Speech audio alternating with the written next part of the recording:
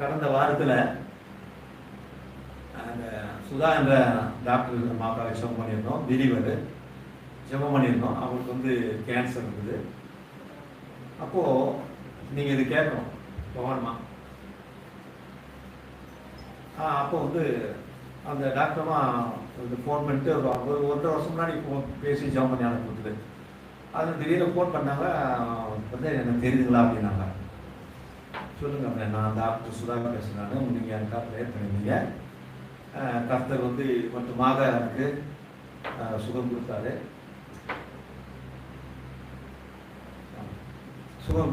அந்த கவனிங்க. இதை இது கவனிக்கிறது, இது கவனிக்கணும். இந்த வார்த்தையை வந்து நீங்கள் கவனமாக கேட்கணும். கவனிங்க, அதுக்காக சொல்கிறேன். நான் இந்த வார்த்தையை வந்து கவனமாக கேட்கணும். சுருக்கமாக சொல்கிறேன். நான் சுருக்கமாக ரொம்ப ரொம்ப சுருக்கமாக சொல்கிறேன். இந்த கேன்சர் எப்படி வந்ததுன்னா, அவங்களுக்கு வந்து நல்லா இருக்காங்களாம், நல்லா இருந்தாங்க. இப்போ அதுக்கு செய்திக்குள்ளே வார்த்தைக்குள்ளே தான். அப்போ இவங்களுக்குள்ள பார்த்தீங்கன்னா ஒரு எண்ணம்ன்றது விதை. நான் சுருக்கம் வேணா அவ்வளோ சாட்சியம் சொல்லலை, ஏன்னா இப்போ நேரத்தில் ஒரு மெசேஜ் கொடுத்துரும்.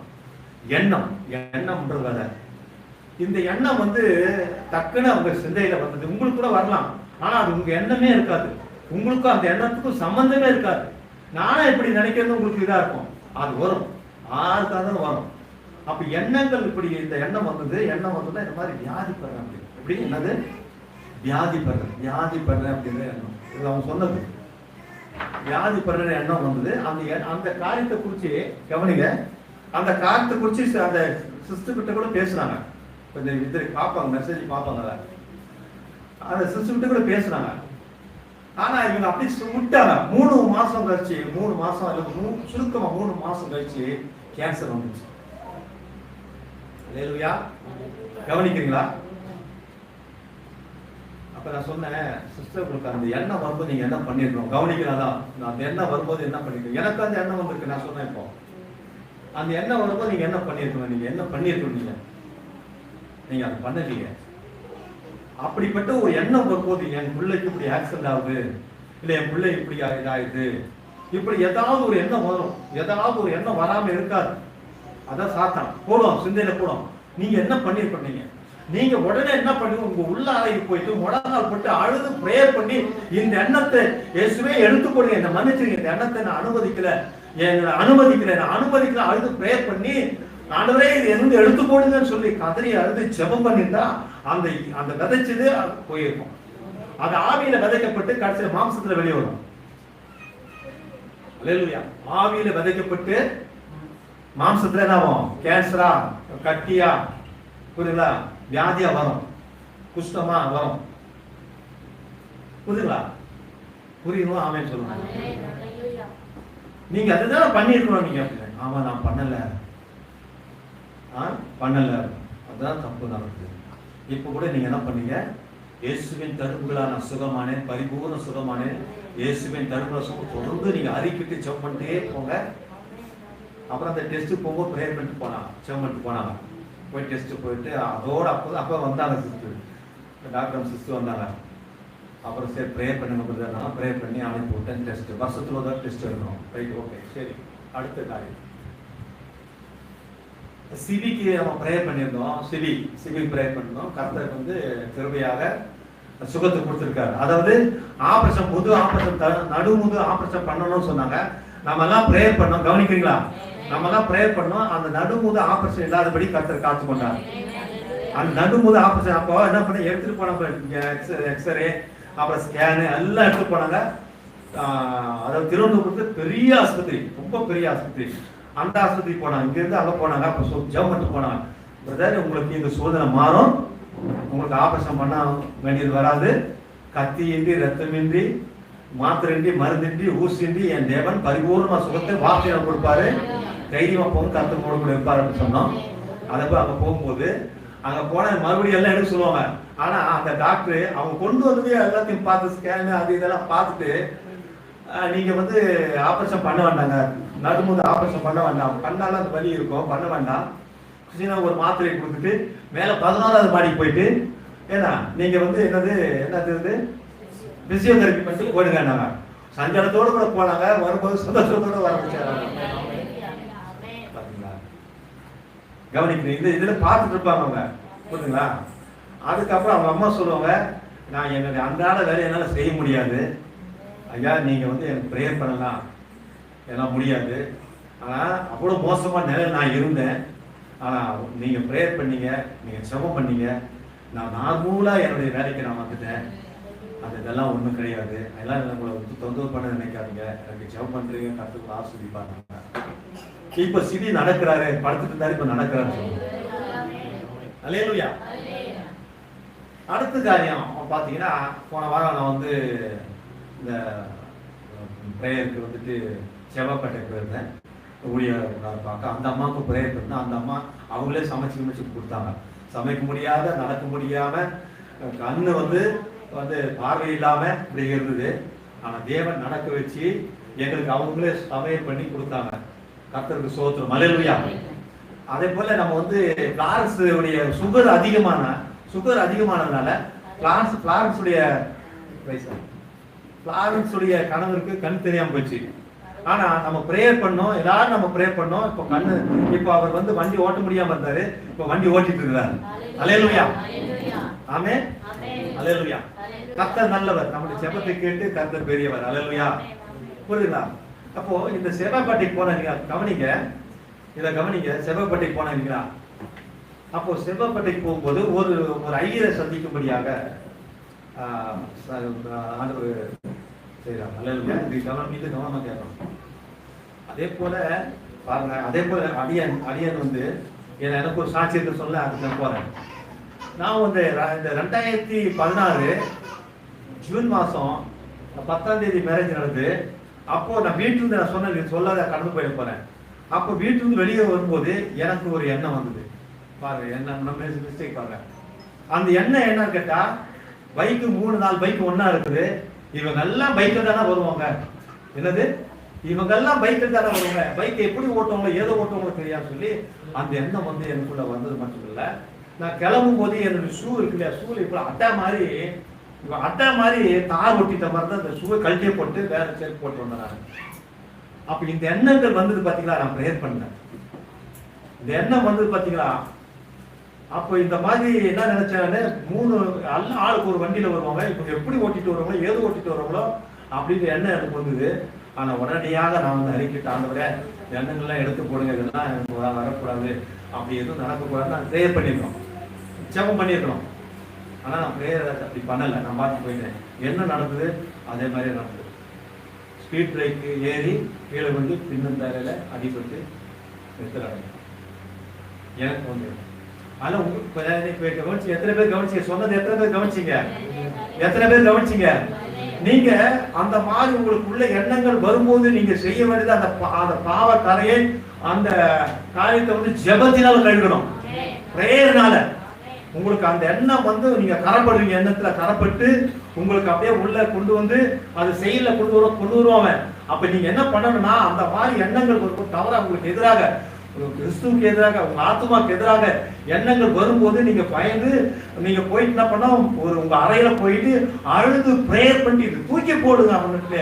அப்படி நல்லா அழுது ஜெபம் பண்ணி எதிர்த்து, அப்போ உங்களுக்கு அது போயிடும். நீங்க மறுபடியும் இருதயத்துல பீஸ்ஃபுல்லாக, சமாதானமாக உங்களுடைய வேலையை நீங்க செய்ய போறீங்க.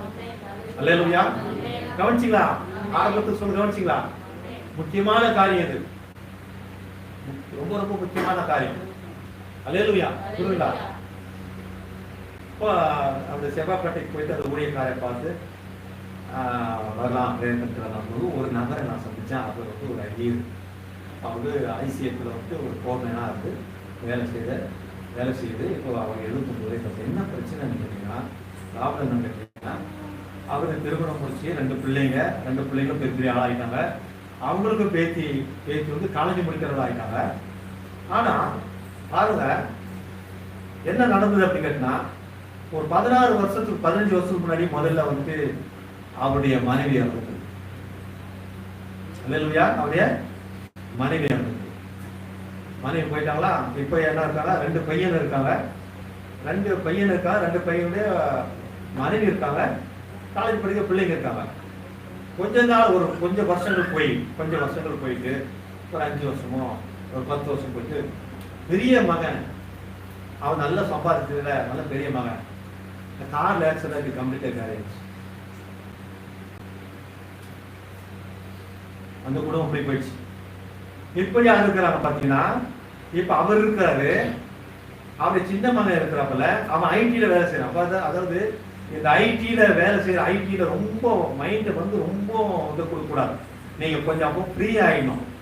ஐடில போய் நரம்பு ரொம்ப ரொம்ப ரொம்ப ரொம்ப ரொம்ப ரொம்ப சுகரு, அப்புறம் வந்து நரம்பு கை கால் விழுது, இந்த மாதிரி பிரச்சனை எல்லாமே வரும். ரொம்ப ரொம்ப நீங்க கொஞ்சம் மைண்ட் ஃப்ரீ பண்ணி கொஞ்சம் ஸ்ட்ரெஸ் ஆகி அப்படியே சும்மா நார்மலா சாதாரணமாக வேலைகளில் போகணும்.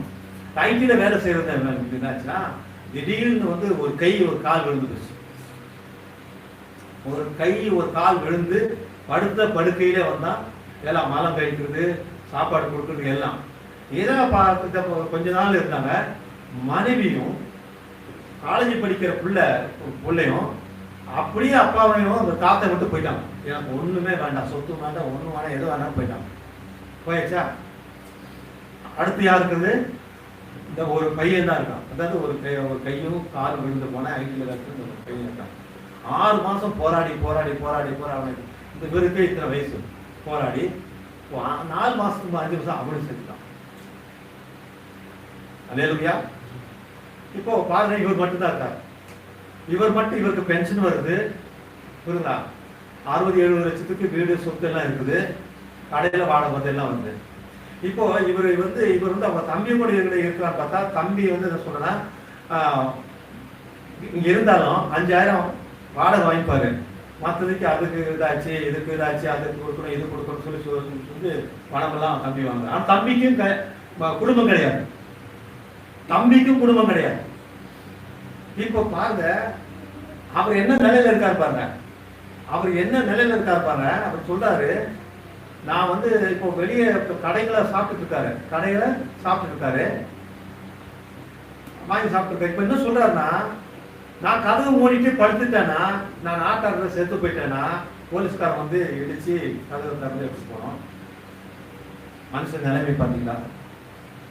79 வயசு ஆகுது, மனுஷன் நிலைமை பார்த்தீங்களா? அப்ப நான் நினைச்சேன், ஏசப்பா ஆண்டவரே, கர்த்தாவே, நீங்க எங்களை எவ்வளவு நல்லா வச்சுக்கிறீங்க ஆண்டவரே, எவ்வளவு சமாதானமா வச்சுக்கிறீங்க ஆண்டவரே, எவ்வளவு சந்தோஷமா வச்சு என் பாவத்தை மன்னிச்சுட்டேன் ஆண்டவரே. இப்ப நான் மறிச்சேன்னா உங்களுக்கு நான் வருவேன் ஆண்டவரே. ஆனா இவரு இப்ப நான் மறிச்சேன்னா நான் வருவேன். என் பாவத்தை மன்னிச்சுங்க, எனக்கு சமாதானத்தை கொடுத்துருக்கீங்க, எனக்கு நல்ல சூழ்நிலை கொடுத்துருக்கீங்க, என்னை வேலி போட்டு பாதுகாத்துருக்கீங்க, நான் பிரியமா ஆராதிக்கிறேன், பிள்ளைகள் எல்லாம் கொடுத்துருக்கேன், வேலை பாதுகாத்துருக்கீங்க. இவ்வளவு நல்லவர் ஆகுவேன். உண்மை இல்லைங்களா? உண்மைதான் கை வைக்கிறாரு ஆண்டு நன்றி சொல்லுவாங்க. அவர் நிலைமையை நினைச்சுப்பாங்க.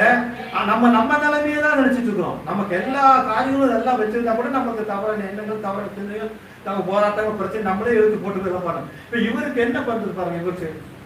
இவரு இப்ப எல்லாத்தையும் வித்துறேன் நானு வித்து அந்த அந்த இவர் போனா பத்தி அவளுக்கு ஒரு பங்கு கொடுத்து மீதி கொண்டு போயிட்டு நான் பேங்க்ல போட்டு நான் முதியோர் இல்லத்துல போய் சேர்ந்தேன். தம்பிகிட்ட போனாலும் தம்பி சொல்றான் சமாதில அதை எடுத்துட்டு அந்த பணத்தை எடுத்து என்ன அடக்கம் பண்ணிக்கணும். அவங்க இந்த ஒரு மனுஷன் நம்ம பார்த்தோம், எத்தனை மனுஷனுக்கு எவ்வளவு ஒரு பிரச்சனை இருக்கும், எவ்வளவு குடும்பங்களுக்கு எப்படிப்பட்ட சூழ்நிலை இருக்கும். ஆனா நம்ம குடும்பத்தை எவ்வளவு அருமையான பாதுகாத்து வராரு, சமாதானம். இப்ப பாருங்க, என் உள்ள உடைஞ்சதுன்னா, என் உள்ள நொறுங்கிச்சுன்னா, நான் ஒரு இழப்பு, ஒரு கஷ்டம், ஒரு பிரச்சனை எல்லாம் வந்ததுன்னா, அந்த மான் வந்து கடிப்பட்ட உடனே தண்ணிக்கு ஓடுது பாத்தீங்களா? தண்ணி குடிக்கும் போது அதுக்கு ஜீவன் கிடைக்குது. நம்முடைய ஆத்மாவுக்கு கஷ்டம், ஆத்மாவுக்கு பிரச்சனை, ஆத்மா வியாகப்படுதுன்னா, நான் அந்த ராஜாவை பார்த்து, கண்மலையை பார்த்து கதை அழும்போது, இந்த ஆத்மாவை தேற்றும்படியாக, பலப்படுத்தும்படியாக அபிஷேகித்து அவர் இறங்கும் போது நமக்கு எல்லாமே ஃப்ரீ ஆயிடுது, சந்தோஷமாயிடுது, ஆனந்தமாயிடுது. இல்லையா? உண்மை இல்லையா? எனக்கு ஏற்றக்கூடிய ஒரு இடம் இருக்குல்ல, கண்மலை இருக்குல்ல. ஆனா உங்களுக்கு யார் இருக்கிறாங்க சொல்லி பார்க்கலாம். உலகத்து மக்களுக்கு யார் இருக்காங்க, மற்றவங்களுக்கு யார் இருக்காங்க? சாபடுத்த மாட்டேன்னா கூட நம்ம நிலைமை என்ன ஆயிருக்கும். ஆனா தேவன் நமக்கு எவ்வளவு கிருபையா இருக்காரு, எவ்வளவு ஈவு கொடுத்திருக்காரு. கிருபை, பெரிய கிருபை, ஆனந்த கிருபை, கோடிக்கணக்கான கிருபை தேவன் நமக்கு தந்திருக்காரு. கர்த்தர் எவ்வளவு நல்லவர். அல்லேலூயா. ஆண்டு நன்றி சொல்றீங்களா? அல்லேலூயா.